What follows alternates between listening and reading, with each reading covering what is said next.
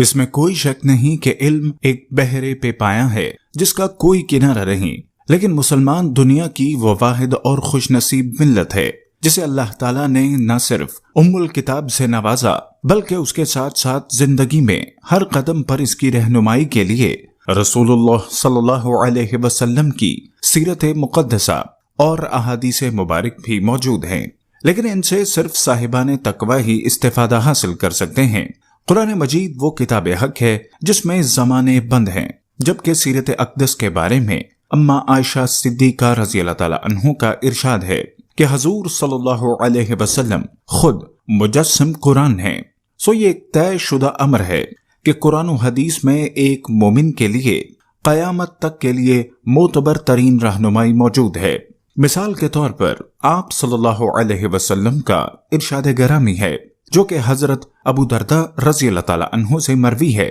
کہ میں اپنی امت کے بارے میں جس چیز سے سب سے زیادہ ڈرتا ہوں وہ گمراہ کرنے والے قائدین کا کردار ہے، اور دجال کے وقت ان کی کثرت ہوگی جو کہ دجالی قوتوں کے دباؤ یا لالچ میں آ کر نہ صرف خود راہ حق سے منہ موڑ لیں گے بلکہ اپنے ماننے والوں کو بھی اس سے دور کرنے کا سبب بنیں گے۔ جبکہ ایک اور حدیث مبارکہ جو کہ حضرت قاب رضی اللہ تعالیٰ عنہ سے مروی ہے کہ مفہوم کے مطابق جزیرۃ العرب اس وقت تک بڑی تباہی سے محفوظ رہے گا جب تک آرمینیا میں خرابی پیدا نہ ہو جائے، اور مصر اس وقت تک محفوظ رہے گا جب تک جزیرۃ العرب میں خرابی واقع نہ ہو جائے، اور کوفہ اس وقت تک حفاظت میں رہے گا جب تک مصر خراب نہ ہو جائے، جبکہ جنگ عظیم یعنی آخری عالمگیر جنگ اس وقت تک نہ ہوگی جب تک کوفہ میں خرابی واقع نہ ہو جائے، اور دجال اس وقت تک نہ آئے گا جب تک کہ کفر کا شہر اسرائیل فتح نہ ہو جائے۔ مستدرک حاکم جلد نمبر 4۔ ناظرین، آپ دیکھ رہے ہیں یوٹیوب کے اس نظریاتی چینل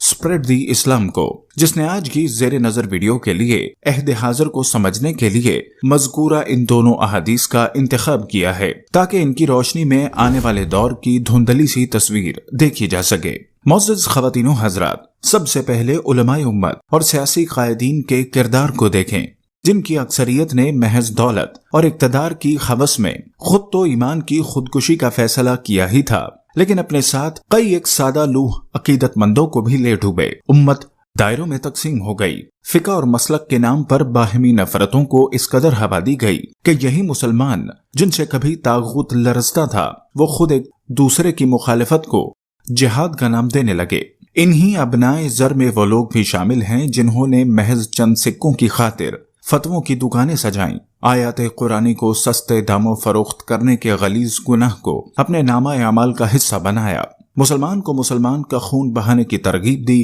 جبکہ ہادی برحق نے قبل از وقت ہی اس فتنے کی طرف اشارہ کر دیا تھا تاکہ اہل ایمان ان سے محفوظ رہ سکیں۔ لیکن افسوس، امت کی اکثریت آج بھی ان کے ہاتھوں میں کھلونا بنی ہوئی ہے۔ نعیم بن حماد کی ایک اور حدیث کے مطابق مخول شامی نبی اکرم صلی اللہ علیہ وسلم سے روایت کرتے ہیں کہ ترک 2 مرتبہ نکلیں گے، ایک مرتبہ کے خروج میں آذربائیجان کی بربادی ہوگی، اور ایک مرتبہ الجزیرہ میں نکلیں گے اور پردہ نشی عورتوں کے ساتھ بدکاری کریں گے۔ اللہ تعالیٰ مسلمانوں کی نصرت کریں گے، پھر ترکوں کا بڑے پیمانے پر ذبح اور قتل ہوگا، اس کے بعد ترک پھر نہ اٹھ سکیں گے۔ اہل علم کے مطابق یہ حدیث تاتار ترکوں کے زمانے میں صادق آ چکی ہے، جب انہوں نے آرمینیا، آذربائیجان جیسی ریاستوں کو تہس نہس کرنے کے بعد عرب میں بھی خون کی ندیاں بہا دیں اور بعد میں خود بھی تاریخ کا حصہ بن گئے۔ آرمینیا کی تاریخ دیگر یورپی ممالک سے بھی زیادہ پرانی ہے، یہ قدیم ترین مسیحی تہذیبوں میں سے ایک ہے۔ آرمینیا میں 4 صدی میں ہی گرجا گھر قائم ہونا شروع ہو گئے تھے۔ 31 لاکھ کی آبادی والے اس ملک میں اکثریت مسیحی افراد کی ہے۔ بعد کی صدیوں میں آج کا آرمینیا بازنطین، فارس، منگول اور ترک سلطنتوں میں شامل ہوتا رہا۔ آرمینیا نے سن 1918 میں پہلی عالمی جنگ کے دوران سلطنت عثمانیہ کو شکست دے دی تھی، لیکن پھر اسے سوویت یونین کا حصہ بنا لیا گیا۔ سن 1991 میں یہ سوویت یونین ٹوٹنے کے دوران آزاد ملک کے طور پر ابھرا، جبکہ سن 1991 میں جب آذربائیجان سوویت یونین سے آزاد ہوا تو ترکی، پاکستان، امریکہ اور ایران وہ ابتدائی ممالک تھے جنہوں نے اس کے ساتھ سفارتی سطح پر تعلقات قائم کیے۔ آذربائیجان کو تسلیم کرنے والا پہلا ملک ترکی جبکہ دوسرا پاکستان تھا۔ ناظرین گرامی، ہم نے اپنے ابتدائیے میں آرمینیا میں ہونے والی خرابی اور اس کے بعد پیدا ہونے والی صورتحال سے متعلقہ ایک حدیث مبارکہ کا حوالہ دیا، اور آپ دیکھیں کہ آج آذربائیجان اور آرمینیا کے درمیان ہونے والی جنگ اس عہد نو کی طرف اشارہ کر رہی ہے، جس کے بعد جزیرۃ العرب ایک بڑی تباہی سے دوچار ہو سکتا ہے۔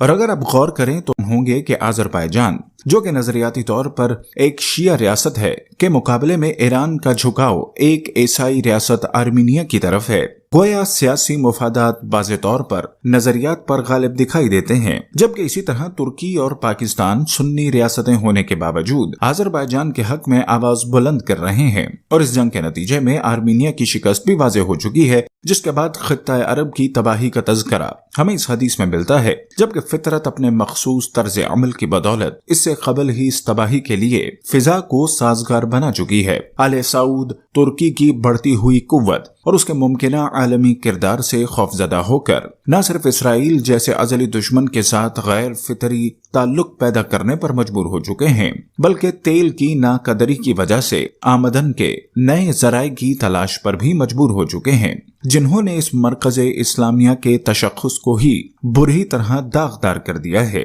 جبکہ علماء امت اس پر بھی مصلحت کی چادر اوڑے زمی جنبد نہ جنبد قل محمد، یعنی مختلف علماء تیل دیکھو اور تیل کی دھار دیکھو کی پالیسی پر گامزن ہیں۔ اور اگر ان بے مہر موسموں میں خطے کی جغرافیائی صورتحال کا تجزیہ کیا جائے تو اس میں کوئی دو رائے نہیں ہو سکتی کہ مصر، عراق، شام بھی ایک بار پھر جلد یا بدیر اس جھکڑ کی زد میں آ جائیں، کیونکہ یہ سارا کھیل ان کے دروازے پر کھیلا جا رہا ہے۔ ایک دفعہ ابن عمر رضی اللہ تعالیٰ عنہ نے جبل ابو قبیس پر چند عمارتوں کو دیکھ کر فرمایا تھا، اے مجاہد، جب مکہ کی پہاڑیوں پر مکانات تعمیر ہونے لگیں اور ان کے راستوں میں پانی کی آمد و رفت بھی عام ہو جائے تو ایسے وقت میں تم ہوشیار اور محتاط رہنا،